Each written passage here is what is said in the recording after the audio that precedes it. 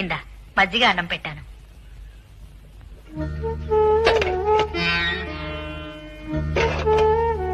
గిన్నె ఖాళీ అయింది. మరి నీకు? బియ్యం తక్కువగా ఉన్నాయమ్మా. మళ్ళీ రాత్రి భోజనానికి చాలవని 2 గుప్పిళ్లే పోశాను. నేనిప్పుడు తినేశాను కదమ్మా, ఎలాగూ రాత్రికి తింటాను. ఈ అన్నం నువ్వు తిను. వద్దమ్మా వద్దే, చదువుకునే పిల్లవి, ఆకలవుతుంది. తీసుకెళ్ళమ్మా. పర్వాలేదమ్మా, నువ్వు తిను. నెల చివరి రోజులు కావడంతో ఇబ్బంది అయింది. హనుమాయమ్మ గారు 2 రోజుల వరకు డబ్బు ఇవ్వడం కుదరదన్నారు. పోనీ పిల్లల్ని రేపు జీతం తీసుకురమ్మని అడగనమ్మా?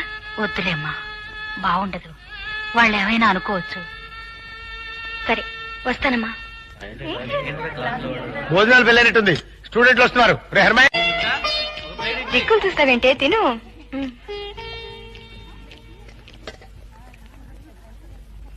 దరిద్రుడా, అక్కడ పోస్తాడు.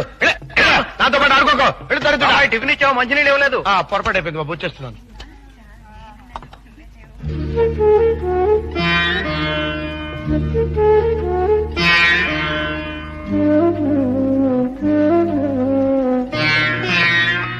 మా దొడ్లో బీరపది ఉందే కర్మ.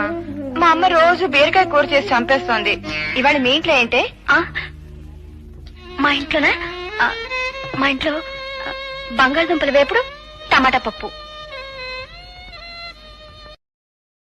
Download ShareChat.